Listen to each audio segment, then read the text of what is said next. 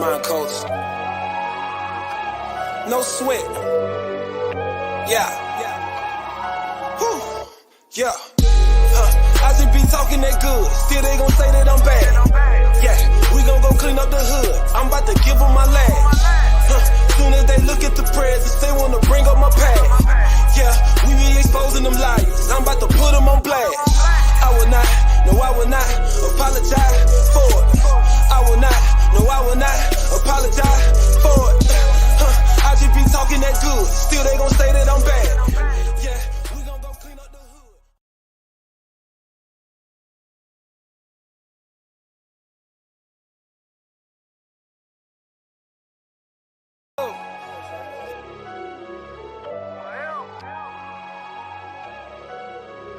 Mind coats. No sweat. Yeah. Whew. Yeah. I just be talking that good. Still they gon' say that I'm bad. Yeah.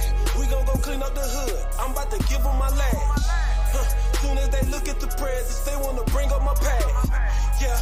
We be exposing them liars. I'm about to put them on blast. I will not, no I will not apologize for it. I will not, no I will not apologize for it. I just be talking that good. Still they gon' say that I'm bad. Yeah, we gon' go clean up the hood. I'm about to give them my last. Yeah, say what they wanna say, do what they wanna do. Just acting like animals. Someone do hold you accountable. Stay on my brew automatic, but this old vessel with manual. I want a life with no static. That's why I stick to the manual. This is that special delivery. Righteous and me, perfect chemistry. You who give me the energy. Tryna go hard with no penalties. I couldn't do this with 10 of me. That's why I need them right next to me. I only roll with the power. It got the will, I'm just company. Physical thing don't mean much to me. Just knowing the truth is a luxury. I'm putting freedom behind bars. I know it sounds crazy, but listen deep. Don't have to be scared to come take a peek. You'll feel right at home if you take a seat. Only the meek shall inherit. That's on repeat like a parrot. I'm good from the block like Elijah Warren. The tenets of Torah gon' overcome. I load up my mind like you load a gun. Yes, only with ammo that get it done. Stay the same, gotta maintain. Facing devils and a chain gang. Rules in, now the game change. Win or lose, I'm the same man. I just be talking that good. Still they gon' say that I'm bad. Yeah, we gon' go clean up the hood. I'm about to give them my last. Soon as they look at the presents, they wanna bring up my past. Yeah, we be exposing them liars. I'm about to put them on blast. I will not, no I will not apologize for it. I will not, no I will not apologize for it. I just be talking that good. Still they gon' say that I'm bad. Yeah, we gon' go clean up the hood. I'm about to give them my last. Forever.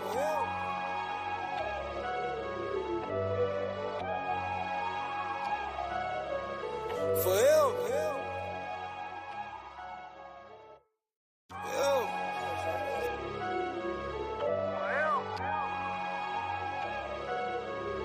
Mind coats. No sweat. Yeah. Whew. Yeah. I just be talking that good. Still they gon' say that I'm bad. Yeah. We gon' go clean up the hood. I'm about to give them my last. Soon as they look at the presents, they wanna bring up my past. Yeah, we be exposing them liars. Shalom, family. We back in the building. Giving all praises to the God of Abraham, Isaac, and Jacob. Come on in, family. I'm gonna be real quick. Appreciate all those who came in. Shout out to you, Free Spirit. Appreciate you, sis. Do what they wanna do. Just acting like animals. Someone do hold you accountable. Shout out to all those who came in earlier. But this old vessel with manual. I want a life with no static. That's why I stick to the manual. This is that special delivery. Righteous and me, perfect chemistry. You who give me the energy. Tryna go hard with no penalties. I'm gonna go through a bit of information. That's why bring out some things. I only roll with the power. It got the will, I'm just company. I thought might be interesting. Physical thing don't mean much to me. Just knowing the truth is a luxury. I'm putting freedom behind bars. I know it sounds crazy, but listen deep. Don't have to be scared to come take a peek. You'll feel right at home if you take a seat. Only the meek shall inherit. That's on repeat like a parrot. I'm good from the block like Elijah Warren. The tenets of Torah gon' overcome. I load up my mind like you load a a gun. Yes, only with ammo that get it done. Stay the same, gotta maintain. Facing devils and a chain gang. Rules in, now the game change. Win or lose, I'm the same man.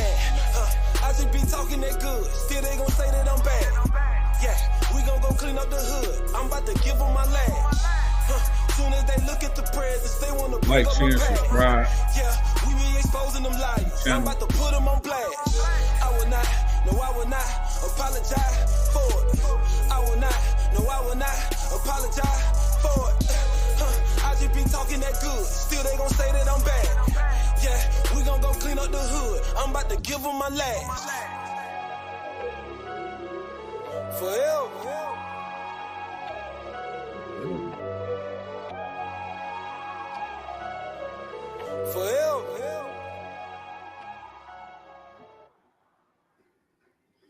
Again, peace, family. Shalom. Giving all praise to the God of Abraham, Isaac, and Jacob, to my ancestors, to Yeshua, Mashiach, and Hawashai, those who ignorantly call Jesus the Christ, for showing us the way and how to work circumspectly in this life, according to the law, statutes, and commandments of the Most High, as he sought to please as the Son of the Most High God and the only true and living God, Yahweh. Just wanted to share a bit of information. And we've been doing this for over the years, really bringing out the existence and the evidence of Black Jews and on the continent, Africa, again, pre-colonial times, that are not converts to Judaism, as most like to postulate. That's the only argument that they have. But I just wanted to bring out some interesting information, just something to share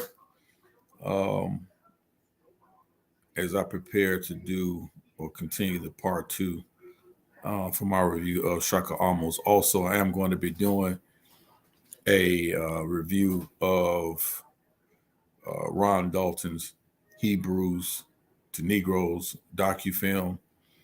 I'm not going to really deal with anything of the controversial statements that may have been taken as anti-Semitic, but I'm going to be dealing with the extra sources outside of the film that has not been given, that was not given by Ron Dalton in this film to support the narrative of the film.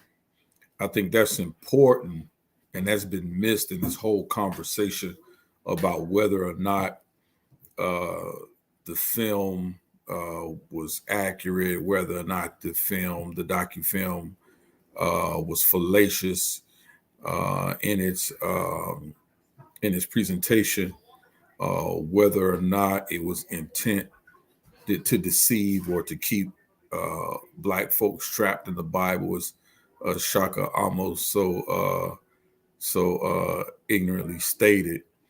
But I laughed when I heard all of that, because throughout my research and my understanding and my breakdown throughout history regarding Black Jews on the continent of Africa in antiquity, in modern times, that there is much information and many things that have been documented well before this film was ever put together that substantiates a lot of the claims that Ron Dalton's made in the film. And no one is going after any of these people to even address it, or calling out these people that even address the fact, the information that they've compiled over the years, right?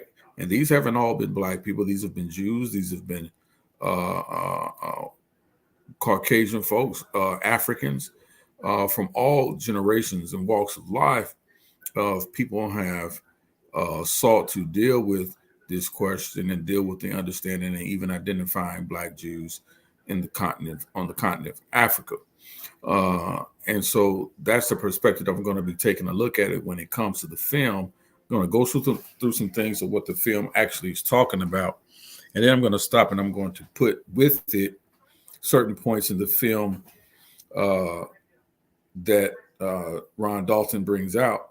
I'm going to go to actual other sources outside of the film that corroborate what he's actually saying, right? So out of the mouth of 2 or 3 witnesses, let everything be established.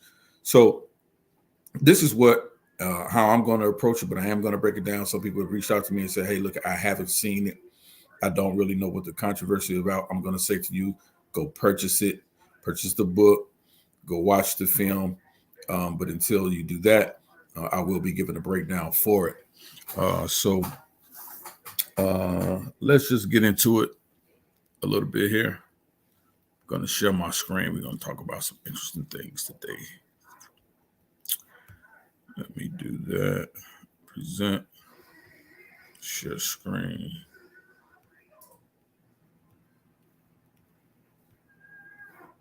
And I'm going to do this right here. I'm going to start with this article right here.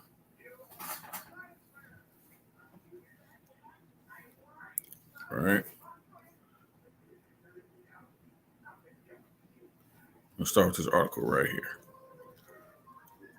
Okay. And so this is from the kulanu.org communities, TUTSI Jews in Central Africa, right? Early on, I did a presentation regarding Shaka Amos' horrible critique on the Hebrews to Negroes film by Ron Dalton Jr., the controversial film that's been brought to light by Kyrie Irving's just simply tweeting the title of the film. And so what has come out of that is there any evidence of original Black Jews? As Shaka Amos proposed, there are no original Black Jews that are in Africa or were in Africa, right? Even though one of his quote unquote mentors, according to Shaka Amos, was Dr. Yosef Ben Yochanan. And he clearly has stated on numerous occasions that although he's not a practicing Jew, he is in fact an Ethiopian Jew. And he said this on several occasions. I can't stress that enough. That deals with the double standard of these people, the 3-card Monty, right? Of these people like Shaka Amos, who just wants to simply deny the existence of Israelites in antiquity, especially in Africa, right? So we're going to get into this, right? So you guys can see my screen, right? It says by Aaron and Berg, 2003. I'm just going to read it. That's all. I'm just reading it. That's all. That's all I'm doing. I'm just reading because I found it very interesting, right? And this is an interview given by Erwin and Berg in regards to Professor Yochanan Jean Bigari, right? Birari. And he is a member of the Bene Zagawi clan of the Tutsi people of Burundi. And the Bene Zagawi clan is a tribe or a clan of people who was part of a Jewish community pre-colonial times, located in Central Africa, right? And their oral tradition traces them back to a genesis of Ethiopia, right? In Africa, right? And so when I hear things quoted or displayed that Shaka almost says, well, there were no original Black Jews in Africa, I cringe at the fallaciousness of the argument, right? It's a really poor argument. So let's get into it. right? So Professor Yohanan Jean Bagari is a member of the Bene Zagawi clan of the Tutsi people of Burundi. He claims that he is a Jew by birth, right? His ancestors, the ancestors of all Tutsi, were all Jews by birth and not by conversion, except where I write in the first person, I relate these claims and the facts and opinions upon which they are based as they were told to me by Professor Bagari, and as often as possible in his words, right? So this is a excerpt from the notes of Erwin Berg that was taken during his interview with Professor Bagari. So the caption of the Tutsi people originated in Ethiopia when it was known as Kush. And I read earlier in our previous presentation that Kush was mentioned 54 times specifically, 52 to 54 times specifically in the Hebrew Bible, right? And it could mean Ethiopia, as we see that it does here. It could mean the entire continent of Africa, right? As well. And so it says there are numerous references to Cush in the Bible. These claims, facts, and opinions are in many instances at variance with what we have been taught as Jews, right? So these departures may create difficulties for traditional Jews to accept Professor Bagari, his Bene Zagawi clan, and the Tutsi tribe as Jews. Are these departures bridgeable? There are additional issues in Professor Bagari's sincere, or is he trying to obtain Jewish support for the Tutsi struggle to survive the genocide committed upon them by the Hutu majority? You like it? Are the Tutsi tolerant, or are they trying to maintain their distinct religious beliefs and culture in an alien and hostile environment? Professor Bagari appears sincere in his conviction that he is a Jew and that the Tutsi are Jews. Nevertheless, I am not sufficiently knowledgeable in Jewish law, African history, or Tutsi attitudes to answer any of the questions that I have posed. But since he has approached us with sincerity and in need, we are obligated to listen, to have open minds, and to welcome it if it is appropriate to do so after having listened with open minds. The history of the Tutsi, as told to me, or told to Erwin Berg by Professor Bagari. And this is the history that Professor Bagari gives. And it's a very interesting one. I must say so myself. Some of this I haven't heard before, but I do find it very interesting to find some things that are strikingly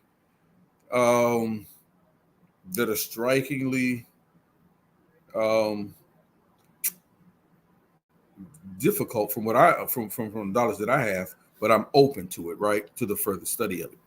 So he says the Tutsi people originated in Ethiopia, right, which is basically kind of what we hear, what we heard Dr. Yosef Ben Yakinen say in the video that I played in my first presentation today, that even the Christian belief or the Christian movement was taken over by the Romans as they stole it from Africa, specifically the Ethiopians. So this seems to follow that notion, right? As a result, several clans, including the Bagari Bene Zagawi clan, moved south and west to an area Bagari calls Havila, or the African Great Lakes region. Now, I had a brother in the chat, shout out to Judah Redemption, as well as Indigenous Black Man for the questions as well earlier today. We see that Havila, or the African Great Lakes region, consisting of Burundi, Rwanda, and parts of Uganda, Tanzania, and the Congo. In this region, these clans reconstituted the South Cushitic Empire, which lasted from 1270 CE to 1527 CE. In the South Cushitic Empire, the laws of Moses were the laws of the land, That's very interesting. That's very interesting. But it was the laws of Moses as they were remembered through oral transmission. So again, people, how important is oral transmission to the historical fact and the integrity of the African people? If we simply take them at their word, their oral tradition, and we have no other reasons not to do so, but if we simply take them at their word, then this idea that there are no original Black Jews were in Africa or in Africa is a silly argument to have. It's fallacious. If we simply take their oral traditions for face value, right? So listen to this, people. Beginning about 1880, Catholic missionaries arrived in the South Cushitic Empire. A period of conflict began between the Tutsi, who sought to remain faithful to their Tutsi religion, and the missionaries. A conflict that lasted well into the 20th century. The military tide turned in favor of the missionaries when German forces entered the land and occupied it. Still, the Tutsi resisted conversion.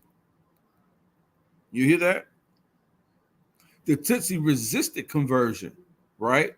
Beginning in 1880 when the Catholic missionaries arrived. So here's the thing, right? What Professor Bigari is saying, that his people have had these oral traditions, right? And they've been a part of their kingdom, right? From 1270 CE to 1527 CE, well before 1880 when the Catholic missionaries arrived in the South Cushitic Empire.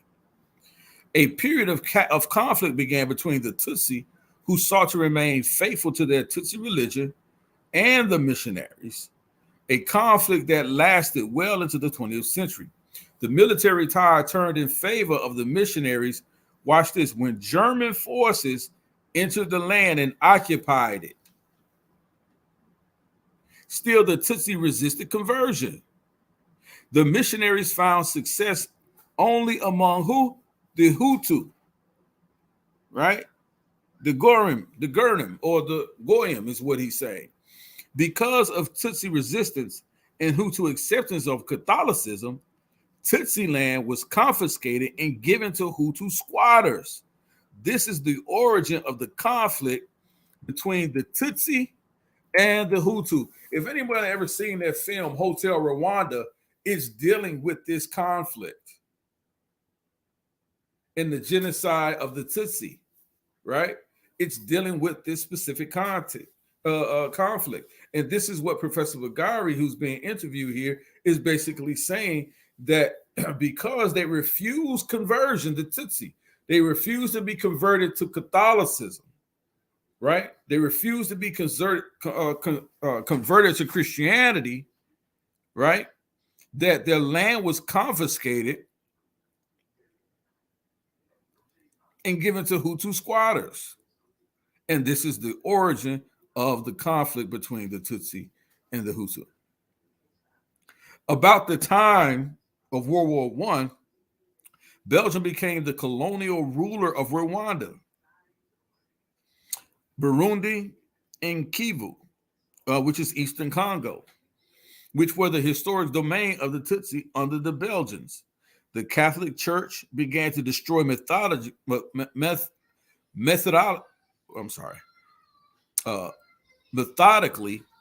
the basis of the Tutsi Jewish religion.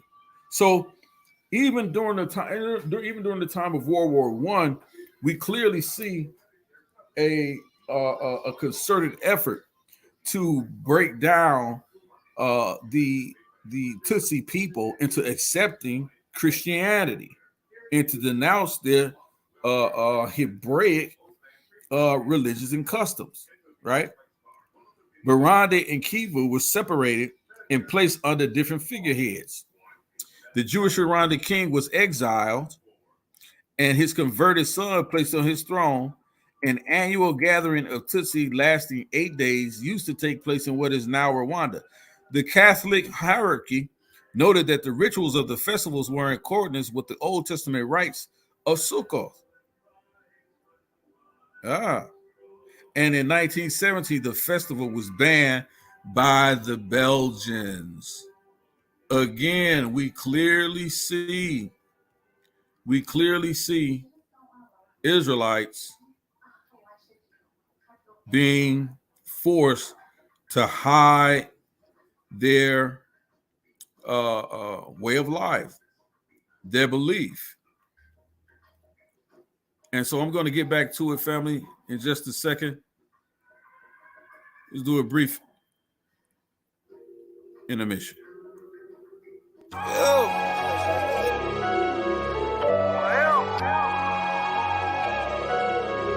Mind coats.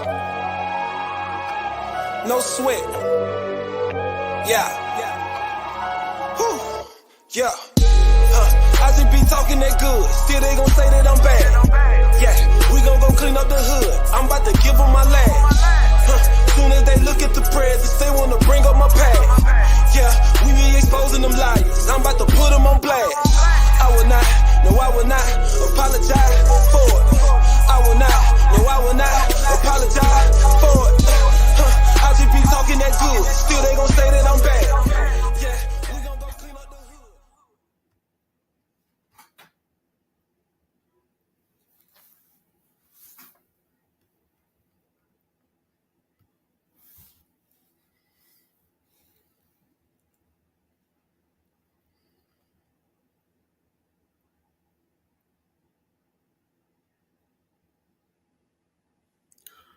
All right, family. Thank you for staying with me for that brief intermission. Let's get back into it. Let me read this again.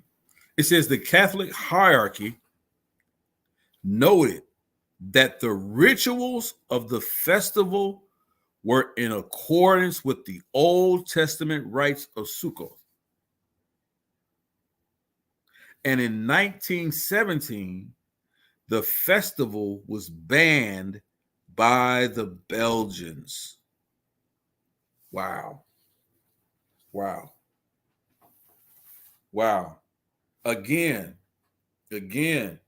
as we seen earlier in the previous broadcast, we clearly see this concerted effort to persecute Black Jews in a way that they were not allowed to practice their Hebraic heritage, their Judaic heritage. And so oftentimes, again, we hear people like Rob Bourne say, well, where there's no evidence of your culture, there's no evidence of your material culture present in Africa. There has not been any other group of people specifically like that of the Black Jews in Africa and their presence in Africa that have been persecuted in the way to where their way of life has been made illegal. The teaching of the Torah has been banned. Their rites and ritual practice of going back for centuries. Practicing the rites of the Old Testament, of the Torah, banned, litigated against. No other group of people has had this much persecution simply based on their belief, simply based on their nativity.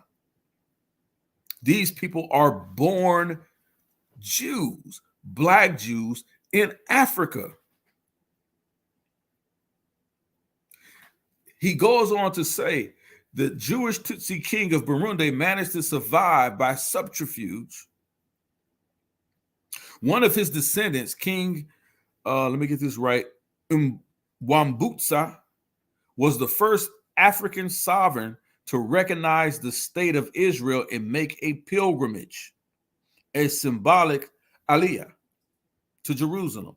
Nevertheless, 100 years of inquisition and terrorism annihilated the Tutsi ancient Jewish faith. We have to understand what's going on here. This is a systematic, complete genocide of a people that's taking place, not only wiping out their traditional beliefs and practices and rites and rituals, taking their land away from them, and wiping them out physically destroying these people, right? And we clearly see this is a concerted effort. Get into the understanding of the genocide. In 1993, the Tutsi of Burundi were slaughtered by the Hutu in the hundreds of thousands, and over 1 million were killed in Rwanda. Bigari is a Tutsi from Burundi. The Tutsi of Rwanda were able to reorganize, to expel the murderous Hutu bands. Today, a Tutsi army rules Rwanda, but security is still a problem. In Burundi, the situation is much worse for the Tutsi. The Hutu are in control. Although the slaughter has abated, Bajari is of the opinion that in the coming months, the Tutsi of Burundi will face a new shoha, or slaughtering, right, or persecution, right? The Tutsi have left the Burundi countryside for the towns and cities where they live in ghettos for their mutual protection. Should a Tutsi venture outside of protected enclaves, the male would be murdered and the female raped and enslaved. Bigari introduced me to his cousin Joseph, living in the USA. Joseph's brother was ambushed by Hutus while driving in convoy from one town to the next. Joseph returned to Burundi to attend his brother's funeral, but because of the danger, he did not take his wife, who has not seen her parents for 15 years, or his children, who has never seen their grandparents or their homeland. Bigari blames an international Catholic network. Uh-oh. We're not just pointing fingers at the small hats.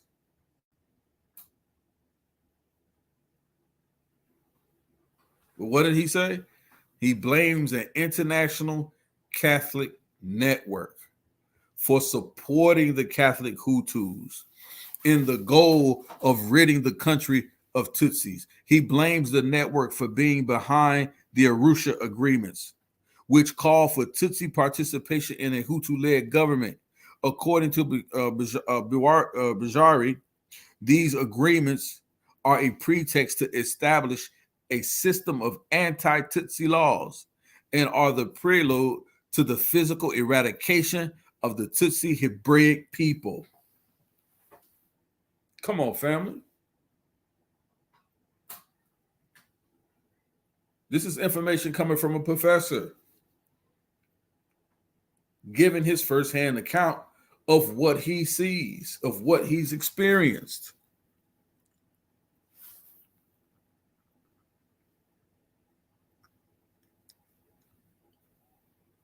The plot also includes African Bantu forces who have allied themselves with the Hutu.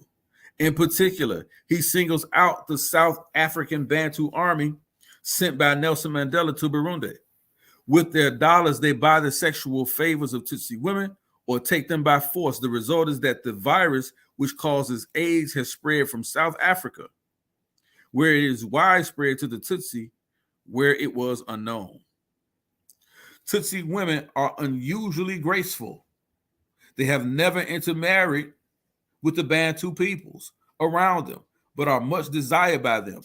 The Tutsi features of both men and women are distinct, and therefore an identity card for those who want to prey upon them.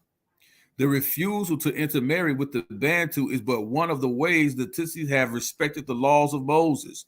Deuteronomy 7:3-4. Let's get that. Let's get that real quick.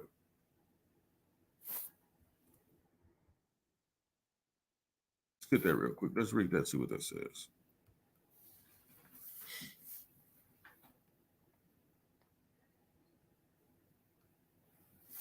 You see what that says. Devarim 7-4, chapter 7. Verses 3-4. It says, neither shalt thou make marriages with them. Thy daughter shall not give unto his son, nor his daughter shall thou take unto thy son. for thou wilt turn away thy son from following me, that they may serve other gods. So will the anger of the Lord be kindled against you and destroy thee suddenly. So here we see the Tutsi practicing this. They're practicing Torah. They're practicing this. Capture here says, some fled with Moses to Sinai and others fled southward to Ethiopia. Thus Moses, the Beta Israel, and the Tutsi were original Hebrews. And this is what I found very interesting. What does he say? He says, I am troubled by Bajari's emphasis upon separation of the Tutsi from those Africans he calls Bantu. One of his objections to the Catholic Church is that it supported intermarriage between the Tutsi and the Hutu. Is this objection racial or religious? Jewish history has taught us that intermarriage between Jews and non-Jews, where Jews are a minority, generally result in assimilation and absorption into the majority population. To my mind, our Jewish objection to intermarriage is religious, not racial. It will not apply to a marriage between a born Jew and a Jewish convert, no matter what the race or origin of the convert. Now, you see, this is what I mean when we're still talking about these small hats, right? And how they really don't adhere to what the actual Torah is teaching, right?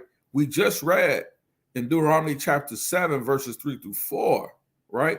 How you're not to marry your daughters off to the sons of these people who are not Israelites, right? And we see the Tutsi continually practice that. But there you have, right, these Jewish people who actually say, listen, right, specifically to this article, like, look, we don't really follow that. We don't really keep Torah in that manner, right?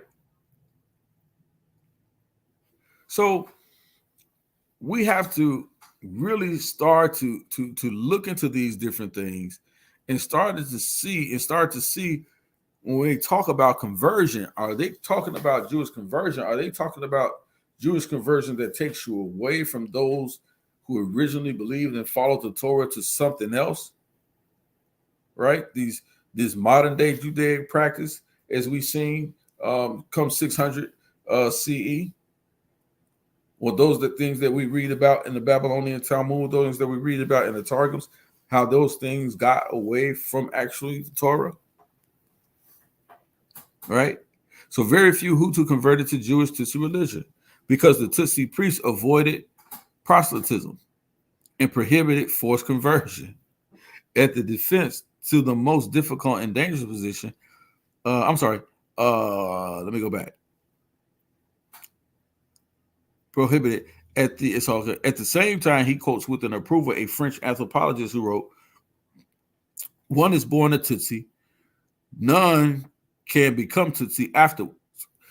Exactly. This lack of clarity may be a defense to the most difficult and dangerous position in which the Tutsi find themselves, but it's also one which must make Jews cautious. Links to ancient Hebrews. Insofar as the Tutsi trace their origin to Ethiopia, I expected that they would adopt the same mythic origin to which the Ethiopian Beta Israel adhere. So again, you have this Jewish guy here who's doing this interview. His last name is Bird. And when he hears the oral traditions of these people, right, especially the Beta Israel of Ethiopia, what did he say? This is their mythic origin, right? Their mythic origin. But it says, namely, they are descended from the union of King Solomon, the Queen of Sheba, and their priest was Solomon sent to accompany the queen upon her return to Ethiopia.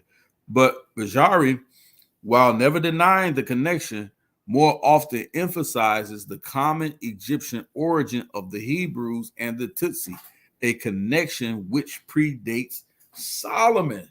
So we put Solomon at about, I would say, 930 to 980 or something like that, 930 BCE. maybe 980, somewhere around up in there. BCE. Have to figure that out. All right. Let's look at it. Let's look at where they would have placed Solomon.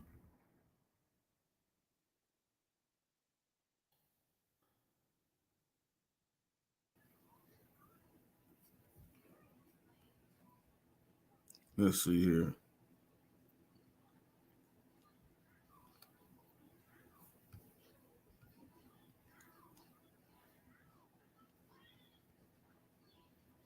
See if we can get some dates. But I think I'm right in the ballpark. Not dates. This computer here of mine is really finicky. Not dates that you eat. Not those King Solomon dates.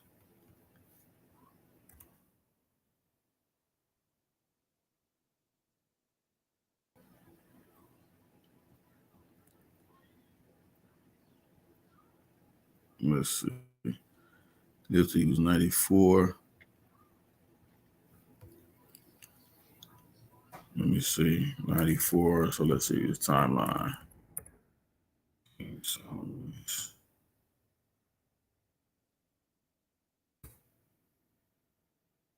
Right. 970 to 931 BCE. Those are conventional dates for King Solomon. All right. So,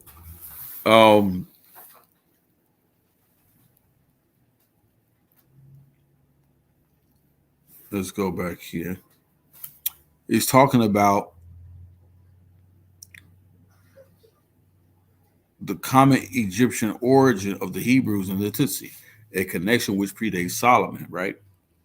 So before 970, circa 970 BCE, right?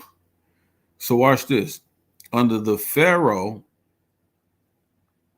IKNATON, right?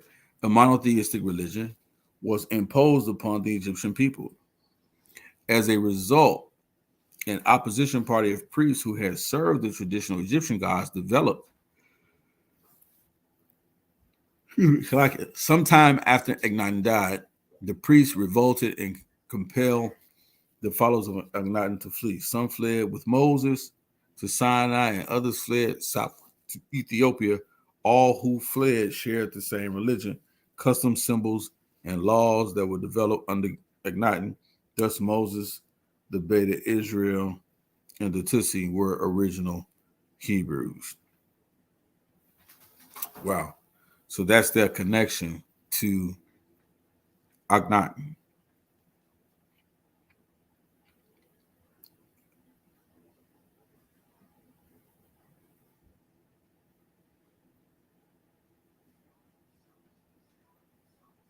Interesting. So we have to really get involved with this understanding. I'm going to pick this lesson back up and continue this part 2 and dealing with Jews in Central Africa. I just wanted to share that, family, and bring that out. Peace, family.